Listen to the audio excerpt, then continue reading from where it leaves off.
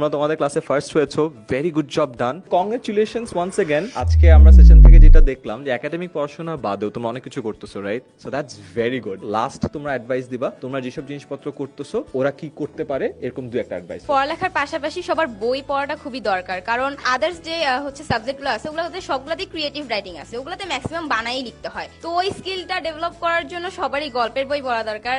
আমি নিজেও পড়ি ওই জন্য।